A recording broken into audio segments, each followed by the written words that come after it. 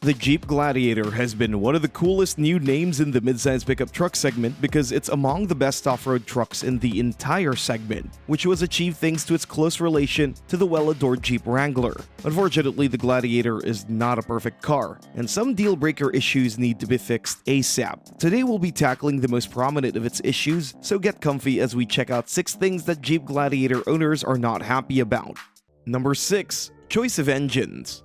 One of the biggest complaints that the Gladiator received has by far been its choice of engines or lack thereof, if we're being honest. Most of the Gladiator's competitors offer a varied choice of engines, from economic inline 4s to big, bad, torquey V8s. However, the Gladiator has limited that choice to 2 V6 engines, and one of those is a diesel. And to make matters worse, we'd argue that the diesel is actually the choice to go for in most cases, as it's only mildly less powerful while offering almost double the torque figures. There's no denying it. The 3.6 Pentastar V6 petrol is simply not peppy enough for most people, as its low torque and relatively mediocre power output of 285 horsepower make it unsuitable for any serious towing, and the fact that it's not exactly economical makes it even less appealing than it already was. What's even more puzzling is the fact that Jeep already offers both an inline 4 and a V8 with a Wrangler, and it also has a plug-in hybrid version, so we simply can't comprehend why they weren't transferred to the Gladiator since they share the same platform. The diesel, while extremely unsophisticated compared to the petrol, offers much better fuel economy and better towing capabilities and is overall the better choice if you're driving both off-road and on-road. We'll have to wait and see if the future yields the introduction of both the V8 and the inline 4 to the lineup, but we're sure that in the next few years, both of the V6 will get replaced by a much smoother, more powerful, and sophisticated Hurricane inline 6. Number 5. Questionable quality. Yes, we know, Jeep isn't known for its high-quality interiors and outstanding reliability record. However, the Gladiator is, in our humble opinion, simply unacceptable. Starting off with the interior, we simply cannot believe how cheap and nasty some of the plastics are. You truly feel like you're riding in an early 90s Econobox, which is unacceptable at this price range. Furthermore, the interior feels ancient and it lags considerably behind its direct rivals in terms of both creature comforts and tech. Honestly, the Gladiator looks and feels like a Fiat 500L from the inside, and that abomination of a car would take the top spot on our most depressing cars of all time list. Now yeah, sure, we know that Gladiator is meant to be a no-nonsense type of truck, but going this hardcore is simply too much, and it's borderline depressing compared to something like a Ford Ranger or the all-new Toyota Tacoma, both of which are equally as capable trucks as the Gladiator. The exterior is also not without its faults, as there have been numerous occasions of body panels getting loose without any reason, and even sometimes falling off. The fit and finish are also not great either, as there are panel gaps that are far too big to be considered standard. Still better than a McLaren though. Also, the reliability of the Gladiator is nothing to write home about, as it had numerous small mechanical and electrical issues in the past few years that just kept irritating owners to all hell. Yeah, we know it's a Stellantis product, so we shouldn't have expected much in this department, but we're still disappointed at it, and it can't hold a candle to the stellar reliability records of the Tacoma. Number 4. No LED headlights.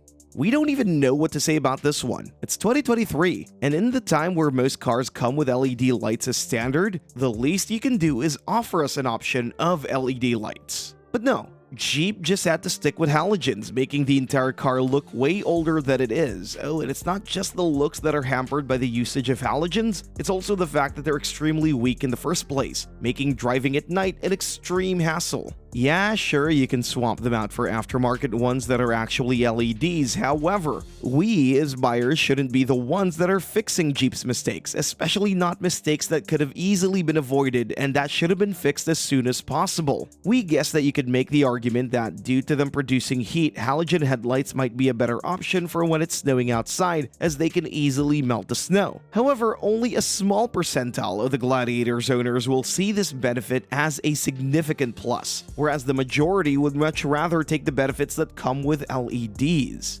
Number 3. A harsh ride.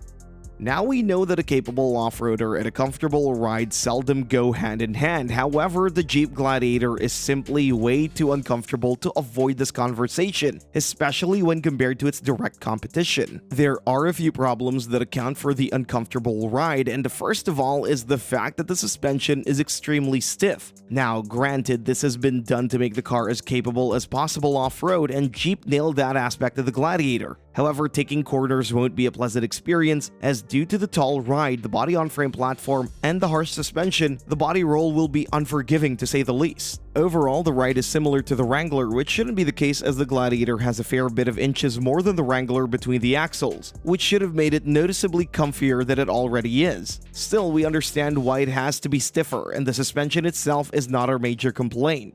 Oh no.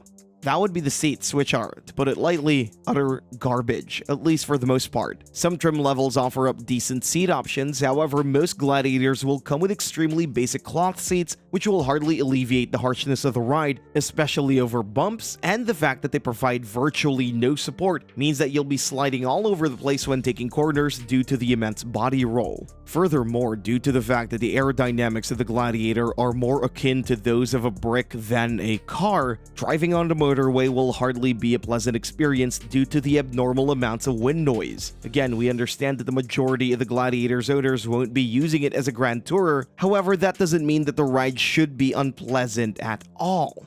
Number 2. Uconnect system.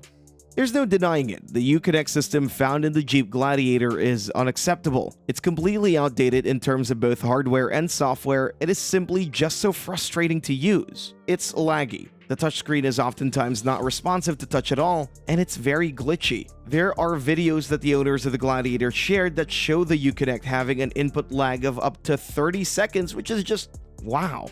Honestly, it's an achievement to make a system this bad. Even the first generation of the BMW iDrive, which is oftentimes thought to be one of the worst infotainment systems in the world, was less of a mess than the Uconnect system found in the Gladiator. Furthermore, the screen itself is just god-awful. It's low resolution, small, and is just overall much more of an inconvenience to use, and you're just better off without it. Granted, the higher trim levels offer a better infotainment screen. However, the lower echelons of the Gladiator lineup are, in our humble opinion, simply unacceptable when it comes down to the infotainment system. Number 1. A very small truck bed.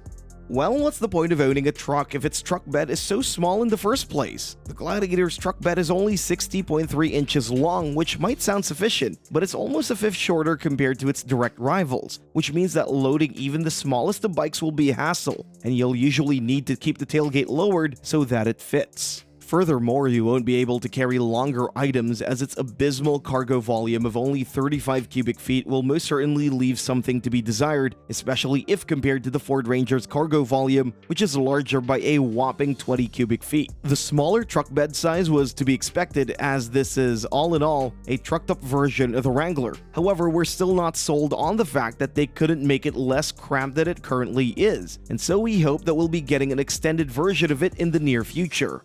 Thanks for watching, and see you next time.